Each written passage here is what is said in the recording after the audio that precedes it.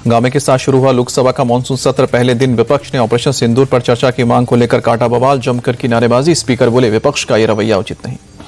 Speaker Om Birla बोले सदन में नारेबाजी उचित नहीं है, सरकार सभी सवालों के जवाब देगी, सदन चलाना सभी की जिम्मेदारी। राहुल गांधी का स्पीकर ओम बिरला पर बड़ा आरोप, बोले कि स्पीकर विपक्ष को बोलने नहीं देते हैं, जितना मौका पक्ष को उतना मौका विपक्ष को भी मिले, सदन में चर्चा जरूरी। प्रियंका गांधी बोली हमारे सांसदों को बोलने नहीं दिया जाता है, अगर सरकार तैयार है तो चर्चा करे, विपक्ष का मुंह बंद कर रहे हैं ये लोग। ऑपरेशन सिंदूर पर चर्चा की मांग पर अड़ा विपक्ष। रक्षा मंत्री राजनाथ सिंह बोले सरकार ऑपरेशन सिंदूर पर चर्चा को तैयार, विपक्ष के हर सवाल का जवाब देंगे। राजनाथ सिंह बोले सरकार हर मुद्दे पर बहस के लिए तैयार है, पहले दिन इस तरह का व्यवहार ठीक नहीं। पहलगाम आतंकी हमले को लेकर राज्यसभा में हंगामा। कांग्रेस सांसद मल्लिकार्जुन खड़गे बोले पहलगाम के दोषी अभी तक नहीं पकड़े गए हैं, आतंकी ना मारे गए हैं ना पकड़े गए हैं। खड़गे बोले ऑपरेशन सिंदूर में हमने सरकार को पूर्ण समर्थन दिया है, सरकार ने हमें कोई जानकारी नहीं दी है, ट्रंप के सीजफायर वाले दावे को जवाब दे सरकार।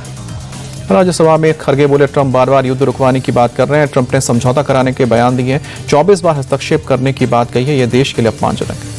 खड़गे के सवालों पर जेपी नड्डा का पलटवार, बोले सरकार ऑपरेशन सिंदूर पर चर्चा को तैयार है, हर सवाल का जवाब देंगे, विपक्ष को चिल्लाने की जरूरत नहीं। कांग्रेस के सांसद केसी वेणुगोपाल ने संसद में ऑपरेशन सिंदूर पर चर्चा की मांग की है, बोले इस महत्वपूर्ण मुद्दे पर चर्चा जरूरी है, पीएम मोदी को सदन में बयान देना चाहिए। बीजेपी सांसद रवि किशन ने विपक्ष पर निशाना साधा, बोले कि ऑपरेशन सिंदूर पर राजनीति कर रहा है विपक्ष, ये लोग विकास और भ्रष्टाचार के लिए नहीं बोल सकते। संसद का मानसून सत्र शुरू होने से पहले पीएम मोदी ने प्रेस वार्ता की, बोले मानसून सत्र नवीनता का प्रतीक है, राष्ट्र के लिए यह गौरवपूर्ण सत्र है। पीएम ने ऑपरेशन सिंदूर का जिक्र किया, बोले कि ऑपरेशन सिंदूर में सेना ने लक्ष्य हासिल किया, ऑपरेशन पूरी तरह से सफल रहा है, दुनिया ने भारत का सैन्य सामर्थ्य देखा है। मोदी बोले यह दशक शांति और प्रगति का है, जल्द ही देश नक्सलवाद से मुक्त होगा, इसका दायरा तेजी से सिकुड़ रहा है, इसे जड़ से उखाड़ फेंकना हमारा संकल्प है। पीएम मोदी बोले भारत की अर्थव्यवस्था तेजी से आगे बढ़ रही है, भारत दुनिया की तीसरी सबसे बड़ी अर्थव्यवस्था बनने की दिशा में, 25 करोड़ लोग गरीबी रेखा से बाहर आए हैं। पीएम मोदी ने सभी दलों से सहयोग की अपील की है, बोले कि मत भले ना मिले, देश हित में मन जरूर मिले, देश हित में मन का मिलना जरूरी। मानसून सत्र को लेकर कांग्रेस के सांसद इमरान मसूद बोले लोकतंत्र के इस मंदिर में सरकार को सारी बातें रखनी चाहिए, ऑपरेशन सिंदूर से हमने क्या हासिल किया हमें पता चलना चाहिए। संसद में कांग्रेस के सांसद रंजीत रंजन बोली तमाम महत्वपूर्ण मुद्दों पर चर्चा हो और सरकार हम सबको विश्वास मिले। मानसून सत्र को लेकर सपा सांसद अवधेश प्रसाद का सवाल, पहलगाम हमले में हमारी सरकार द्वारा क्या कदम गए हैं, देश की जनता जानना चाहती है।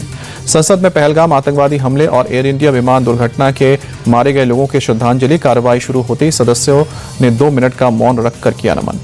बिहार विधानसभा के मानसून सत्र की कार्रवाई आज से शुरू। कार्रवाई शुरू होते ही सदन में विपक्ष का हंगामा, वोटर पुनरीक्षण के मामले को लेकर हंगामा और नारेबाजी। बढ़ते अपराध को लेकर भी बिहार विधानसभा में जबरदस्त हंगामा, शोक प्रस्ताव के बाद कार्यवाही कल तक के लिए स्थगित। मतदाता सूची पुनरीक्षण को लेकर तेजस्वी यादव बोले विधानसभा में एसआईआर पर चर्चा जरूरी, लोकतंत्र को अगर कोई खत्म करने का प्रयास करेगा तो चुप नहीं बैठेंगे। एसआईआर के मुद्दे पर केंद्रीय मंत्री गिरिराज सिंह बोले संविधान के अनुसार चुनाव आयोग काम कर रहा है, विपक्ष को इतनी बेचैनी क्यों।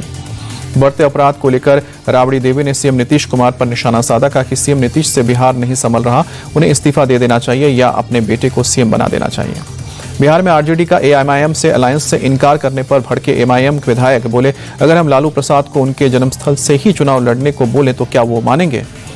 अख्तरुल ईमान बोले अगर वो नहीं साथ लड़ना चाहते हैं तो हम थर्ड फ्रंट बनाएंगे, थर्ड फ्रंट की पार्टियों के नाम समय आने पर बताएंगे।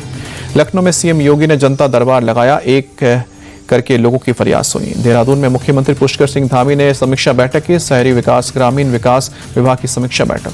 एनएसयूआई के ओडिशा अध्यक्ष उदित प्रधान को पार्टी ने किया सस्पेंड, दुष्कर्म के मामले में गिरफ्तारी के बाद सस्पेंड हुए। तमिलनाडु सीएम एम के स्टालिन की तबीयत बिगड़ी, चेन्नई के अपोलो अस्पताल में भर्ती कराया, सुबह मॉर्निंग वॉक के वक्त कमजोरी और चक्कर आए थे।